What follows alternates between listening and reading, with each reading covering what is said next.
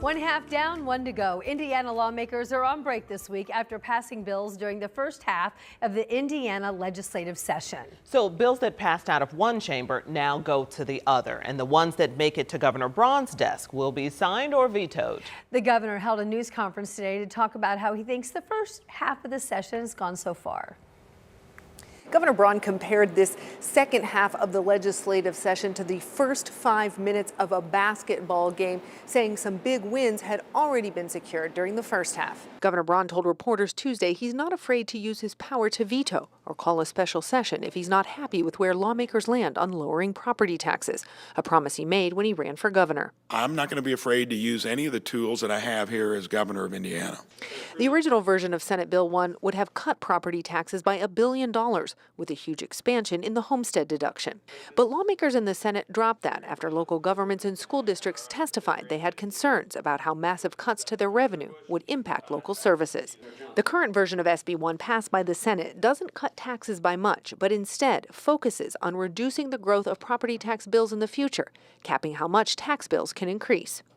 Now lawmakers in the House will get a crack at it. We're now discussing it with the House. Speaker Houston knows that he's probably going to be in, I'll call it the catbird seat, to please Hoosiers and local governments. I'm going to be out there as an advocate again to get it in that right place. So you haven't seen the end of it. The governor said he believes collaboration with lawmakers will get them to a final proposal. When it comes to the budget, Braun said there's not a lot of daylight between his version and the one passed by the House. The governor's proposal called on state agencies to cut costs by 5%. Braun said he wasn't worried about recent efforts to cut federal spending led by billionaire Elon Musk and the Department of Government Efficiency. Indiana lawmakers have acknowledged some of those cuts could impact the state's budget. Braun said state government has the benefit of taking a more surgical approach when it comes to cuts. We never got used to, hopefully, having borrowed money that you can't sustain year after year being part of what we do. So it's a much different dynamic. It's programs that we've become too dependent on. Yes, we may have to scramble to see if they're good, of how we do it on our own accord. And coming up tonight at 6, we'll tell you what the governor had to say about a bill that would see traditional public schools sharing property tax revenue with public charter schools. At the Indiana State House, Emily Longnecker, 13 News. Tonight we're getting our first look at body cam video showing an Indiana sheriff's deputy shoot and kill a suspect during a traffic stop. State police presented this case to the Clinton County Prosecutor's Office for independent review. Now, prosecutors determined the deputy's actions were justified. So all of this unfolded back in January, where the deputy tried to pull over a van on State Road 14, not far from the Pulaski County line. Investigators say 42-year-old Matthew Huddle was speeding. They say the deputy tried to arrest Huddle for being a habitual traffic violator when Huddle ran back to the van and then seemed to reach for something. Now, what I'm going to do, all right, is I'm going to put your information right here for a sec. I want you to turn around and put your hands on. Don't you do it, buddy. No. So this video shows Huddle threatened to shoot himself. That's when the deputy fired multiple shots, killing Huddle. Investigators say they did discover a loaded handgun and additional ammunition inside that van. This all happened just days after Huddle was pardoned by President Trump for a misdemeanor related to the January 6th riot on Capitol Hill. Next month, students from all across central Indiana and the entire state are going to start taking a test that is the iRead. And this year, the third graders who do not pass could be held back. Our Karen Campbell visited one school today to speak with teachers about how they're preparing and also how they're encouraging their students. Yeah, well, the goal here, of course, is to make reading fun and interactive, which oftentimes students might not think reading is fun. But the goal, again, of everyone at Circle City Prep Academy is for all of their third graders to pass the iRead assessment. These third graders inside Circle City Prep are excited about learning, and teachers are helping them prepare for the iRead assessment coming up next month. It is a high-stakes test with serious consequences behind it, especially with the recent changes in state legislation. Third grade lead teacher Trev Markowitz is talking about a new state law that went into effect July 1, 2024. If third graders don't pass the iRead assessment after multiple testing opportunities, they'll be held back. We don't want to scare kids. We don't want to, we want to motivate them. The law also requires second graders to take the iRead assessment. Schools must offer summer reading programs for second graders considered at risk on the assessment, as well as third graders who don't pass the test. My kids are competitive. Mom Diamond Barrett has 3 kids at Circle City Prep. I don't know if I can say they love it, but they like winning and knowing that, because I have 2 in the same grade. So it's like, what's your score going to be? What are you aiming for? What goals are you going for? Barrett also has reading challenges with her wife at home. I've also been asked, what's that book about? They see the titles and they're like, what's that book about? What's that book about? And I think that gets them excited. Just knowing that I have specific genres that I like. And more interested in reading books and asking questions. On Wednesday, the Indiana Department of Education provided parents and families information ahead of the testing window on March 3rd through 14th. It offers ways parents can help at home. For example, working on phonics, identifying long and short vowels, and using context clues and text features to determine the meaning of an unknown word. Diamond and Markowitz want all students to succeed. I feel confident about who is ready and who is not, but also I feel confident about our school's plan for the kids who are just not quite there yet. And the Indiana Department of Education held a Q&A session a couple of hours ago for educators and those who will be administering the test to get their questions answered before March 3rd. Of course, March 3rd is the day the testing window opens. Yeah, so a lot on the line for little 8-year-olds this year. Yeah, so hopefully, again, Circle City Prep says they are prepared. Yeah, all right, Karen, thank you so much. And despite the concerns about third grade reading this past fall, the Indiana Department of Education announced third grade literacy rates went up for a 3rd consecutive year during the 23-24 school year. According to those iRead results, third graders saw the largest single year increase since that assessment was launched back in 2013. And the results that were released just last August showed that 277 elementary schools in Indiana have an iRead passage rate of 95% or higher. The USDA is predicting the current price of eggs, already at a record high, could go up even more by as much as 40% later this year. Yeah, and this is something you can't really buy in bulk and store, not really. Shelf life. You gotta take it. Yeah, that's right. So local cafes, because of that, are changing the way that they do business. Samantha Johnson reports from Broad Ripple tonight. Americano, would you like that hot or ice? Hot. All right, that'll be $3.82 for you. Tony Yazvich is a barista at Breadworks. There's your chai latte. Just like so many things, her coffee costs the company a little more these days. We have begun to pay a little more, but it's definitely nowhere near as drastic of a price increase as we've seen with eggs. After setting a U.S. record high price in January, the cost of eggs still going up. The USDA is now stepping in, saying the department will invest $1 billion in a plan to bring down costs. Tony says earlier this year, half of Breadworks' food expenses went just to eggs. Okay, so we're gonna have to shift something here. The staff here at Breadworks, they've already had to raise prices once this year. So rather than raise them again, on Thursday they launched brand new menu items that don't use eggs. We just put out like a grilled chicken sandwich and like a daily soup. So it's kind of like trying to bring in new ingredients so we don't have to rely so hard on eggs. Some of the popular bread items, though, you guessed it, also use eggs. Most of our bread is produced in Greencastle, actually, and then it's brought down here every morning. Eggs is right there. So with the menu in limbo, we would hate to have to raise them again. We really would. Tony and her team choose to focus on the positive. I think honestly it comes back to the menu experimentation. Because of this, we are forced to experiment. So that's kind of where we're seeing the light. In Broad Ripple, Samantha Johnson, 13 News. Part of the USDA's new strategy includes cutting back regulations on egg producers and making it easier for families now to raise backyard chickens. It's a step in the right direction for our city's pursuit of a Major League Soccer team. The league's commissioner was here yesterday meeting with the governor and attending a Pacers game with the mayor. It also comes as Pacers Sports and Entertainment officially confirms their involvement in attracting a team. Our Marion County reporter Lauren Kostick shares reaction from the mayor and the governor about this visit. And we also learned what still needs to happen before sealing the deal. For nearly a year, the mayor has made his pitch to bring Major League Soccer to Indy. And now it seems like the dominoes are starting to fall, with strong support from two key players, the commissioner and Indiana's governor. I mean, we're the sports capital of the country. On Tuesday, Governor Braun acknowledging a meeting with MLS Commissioner Don Garber, telling reporters it's still early, but believes the state should find a way to make it happen. I want to make sure that cash flows. That's going to be easy for us to look at. I just view it as an opportunity that may not be around if we aren't actively involved. And the State House wasn't the commissioner's only stop. He also joined Mayor Joe Hogsett at the Pacers game. The mayor telling 13 News the visit was a result of a long-standing invitation. Based on my conversations with the commissioner, he still is optimistic about Indianapolis's chances.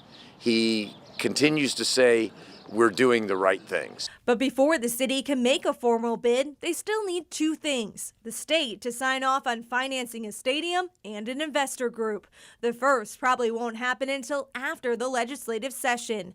As for investors, the mayor said those conversations are ongoing. One possible name is Pacer Sports and Entertainment. In a statement Monday, the group officially confirming they're part of discussions, saying we are committed to working with our elected leaders to explore this opportunity. And the mayor told us he has not spoken to Governor Braun about this, but said the two may have dinner together soon to discuss the city's plans. In Indianapolis, Lauren Kostick, 13 News. Major League Soccer also commented on the commissioner's visit to Indy, saying we always welcome discussions with civic and business leaders committed to growing the sport. You can read more of our MLS coverage. We've got it posted for you on WTHR.com. Frustration tonight from couples who were set to get married at the Sanctuary on Penn. This is the wedding venue that was destroyed by that fire past Christmas Eve. The cause of that fire early on December 24th was just ruled undetermined this week.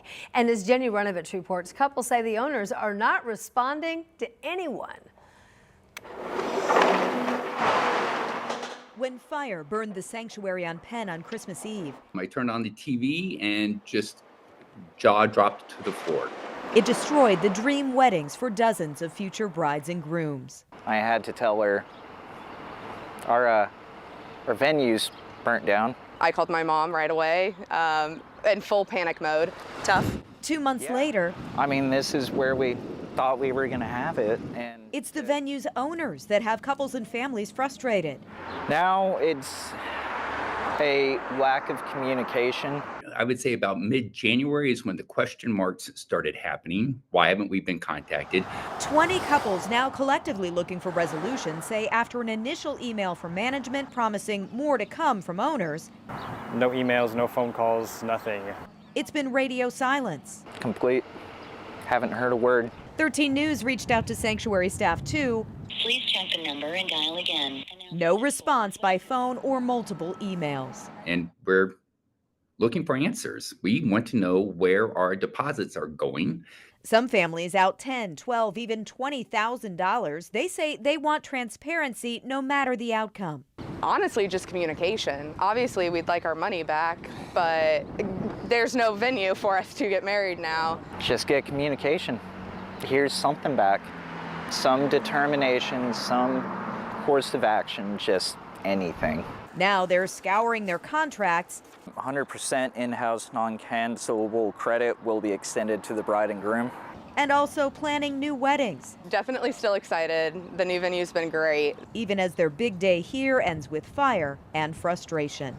In Indianapolis, Jenny Runovich, 13 News. So frustrating. You know, weddings are expensive enough, and then to be in the hole with something like this. Now, we're told in this type of situation, couples can file complaints with the Attorney General's office. We checked. 2 have been filed in connection with the Sanctuary on Penn fire. Another option is to contact an attorney to try to recoup deposits by filing a lawsuit. With frustrations at a town council meeting in Knightstown as dozens of people packed into a room sharing their concerns. Last week, we told you the police chief and 2 council members resigned, citing frustrations with the town clerk. Marina Silva has been following this story for us tonight and joins us with the new developments in the newsroom. Well, it was a special town council meeting called specifically to discuss staffing at the Knightstown Police Department. Tonight, the town council of 3 voted to appoint interim town marshal. People living in Knightstown also took the time to share their concerns, getting pretty frustrated with each other. You guys don't actually care about the community. Many were upset at the Knightstown Town Council meeting Tuesday night, with the council and the unknown issues driving a wedge between multiple town leaders. This can't be a cycle that continues to happen every 3 to 5 years because some Lord knows what, because you're not going to tell us what it is, between the town council and the police department, but that's always what it is. One of the town councilor's daughters spoke at the meeting, urging people to find common ground. I truly think going forward, if people can be patient and open their eyes when they don't know people, we can go forward in a much better manner.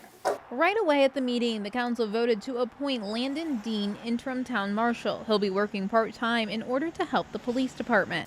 The first part of that plan is not to look backwards and try to figure out what's happened. Let's look forward and build this department to what it should be. Dean is no stranger to Henry County, currently serving as the police chief in Middleton, saying now he plans to do both. I'm a local guy. I grew up here. I've known every police chief here. I've seen the failures and I've seen the successes, which are far more than the failures. He's hopeful he can work with people living in Knightstown to make it safer. I'm not in it for myself. I'm truly in it to help the town, and I hope people will trust me to do that. While this is an interim town marshal, the council will be looking to fill a permanent one as well as hire more officers. A current officer at the meeting says he does plan to stay with the police department to help. Now, a date for those hires a date for when those hires will happen. It hasn't been announced. Again, we'll continue to follow this story. Back to you, Scott. Tonight, a contentious push to build a large data center over in Hendricks County just cleared another hurdle. The Pittsboro Planning Commission voted 4-1 in favor of rezoning the old Smith family farms lot to allow for industrial development. So tonight's vote unfolded in front of a packed room with plenty of Hoosiers expressing their concerns with this project. Mainly noise pollution, increased traffic, impacts on property values and taxes, and potential strains on water and power infrastructure. Developers for this data center addressed concerns at the meeting tonight, saying the center won't impact electric or water resources for current residents or prevent the support of new homes or businesses. And they discussed ways to minimize noise pollution and offered examples of other data centers that they've built across the country. Final say on rezoning now goes to the full town council next month. I don't care what the scoreboard says at the end of the game. In my book, we're going to be winners. Tonight, the world is remembering Hoosier actor Gene Hackman after he and his wife were found dead in their home in New Mexico. Tonight, we're hearing from those who work closely with the Oscar-winning actor. Here in Indiana, Hackman is perhaps best remembered as Coach Norman Dale, who led tiny Hickory High School to the state basketball championship in the very popular and successful movie Hoosiers. Now, Rich Nye has a reaction on Gene Hackman's death tonight from the Hoosier Gym in Knightstown, the home court for the Hickory Huskers. Hey, Rich.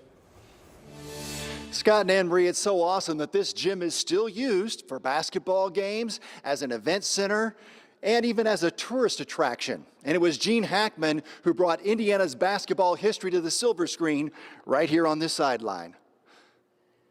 40 years after Hoosiers was filmed, Brad Long slips on his Hickory Huskers letter jacket to share his memories of playing for Coach Norman Dale, actor Gene Hackman, in the movie Hoosiers. Here's a guy that could have come in and said, give me my line, show me my spots, get out of my way. Gene did not do that. He came in and wanted to go to some high school practices. You know, he wanted to see the body language of high school coaches, wanted to see the verbiage that they use. And I've always been very impressed by that. He was not a prima donna. Long played the role of Buddy, who gets kicked out of the team's first practice. Any of you feel you don't want to be on a team, feel free to leave right now. Did you hear what I said? Me? Yes, you. Sure, I'm just curious to know when we start. We start when I say so. Okay, would you kind of let me know, because I'm kind of getting All tired right, of standing. out of here, right now. Long played basketball at Center Grove High School and Southwestern College in Kansas. He was 23 when he tried out for the movie with no acting experience. That's the thing I really admired about Gene. He never really told us how to act or what to do. He let us make our own choices, but he would give us tips and advice. And I thought that was a really good way to sort of teach young guys, you know, how to get through this. After filming, Hackman presented each player with a plaque, including one of their lines in the movie. In one of the scenes, he says, buddy, get on your man, stick to him like chewing gum. By the end of the game, I want to know what flavor he is. And so then I proceed to foul out of the game. I think it's the semi-state. And I walk to the bench, and I pause, and I look at him. I say it was Dentine. Let's win for Coach. You got us here. Thank you. It's set in that, you know, hey, Coach is gone, you know. And so I don't care what age you are, when you lose someone that has been a part of your life, it's sad. Welcome to Indiana basketball. That's one of the iconic scenes as Gene Hackman walks through that door out onto the court to a packed house in the movie Hoosiers. And that was a movie that still resonates today, Scott and Anne Marie, as one of the best sports movies of all time. Yeah, and that's one of the best reports on this whole state of affairs that we've seen. Just excellent job, Rich Knight, reporting live for us tonight from Knightstown. Love in that. The historic gym. That was so great. Yeah, Thank you, Rich. Excellent. Tonight, neighbors on the near north side of Indy are asking for enhanced security efforts after years of crime in one of our city's most historic landmarks. Alex Almanza attended a community meeting tonight where a multi-million-dollar project could bring change. It represents peace and unity. Multiple homicides. Yet the park that surrounds it, You could see a drug deal going on. has been the subject of repeated crimes. Very frustrating. This memorial commemorates the site where Bobby Kennedy spoke to a crowd gathered at this park at 17th and Broadway the night Dr. Martin Luther King Jr. was assassinated. Very sad news for all of you. Almost 60 years later, neighbors say MLK Park has strayed away from Kennedy and King's message of peace. The violence in the park is just not acceptable, and they would be very frustrated. But with the city looking to invest $4.5 million into a memorial enhancement project, surrounding neighborhood associations are using that opportunity to address security concerns, writing this letter to the mayor and other city officials asking for expanded lighting and security cameras. We're really excited about the improvements that we're making to MLK Park, and we're really elevating this park to where it deserves to be. And part of that has been listening to neighbors and community concerns about safety. City leaders say the improvements are meant to honor the park's history, but residents hope their calls for safety are taken just as seriously. I am encouraged. 8 months from now, I hope to be able to come back to you and report that it had actually happened. So we'll keep our fingers crossed. In Indianapolis, Alex Almanza, 13 News. Tuesday in downtown Indianapolis featured head coaches and general managers from all across the National Football League addressing the media and talking about the current state of their teams and what they might be looking for in the NFL draft come April. That, of course, included general manager Chris Ballard and head coach Shane Steichen of the Indianapolis Colts as they told us what's next. All right, good to be back. A lot of uncertainty surrounding the quarterback position for the Colts. All eyes are on Anthony Richardson, and that includes GM Chris Ballard. He says Richardson is training well and progressing well down in Florida during the offseason, but it made no bones about it. The team will seek to bring in a free agent quarterback to compete with Richardson in earnest. We want to create real competition. I think it's good for the team. I think it's good for Anthony.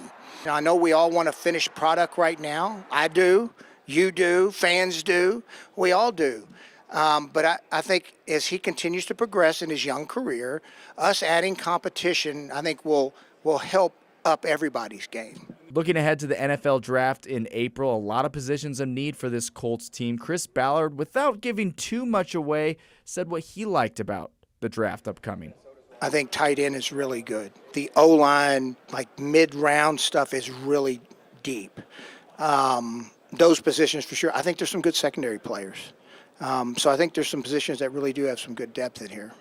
Those positions are positions of need for the Indianapolis Colts, so something, of course, to keep an eye on, especially that tight end spot. Finishing the day, Shane Steichen spoke about the current state of the Colts and how they're closer to where they want to be than maybe what meets the eye. We're going into year 3. I'm going into year 3 is taking that next step and just getting over that hump. And because once you get in, you never know what can happen in the playoffs. So I think, we got to do a great job of continuing to build, this offseason so we can get over that hump right there.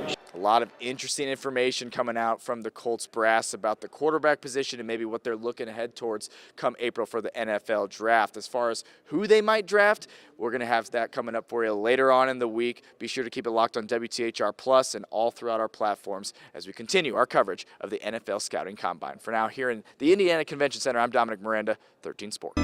It has certainly been a challenging week for IU Indy men's basketball team after their bus caught fire on the way to a game on Sunday. Tonight, they're back on their home court against Robert Morris. As Alex Almanza discovered, they're not just playing for a win, they're trying to do something bigger.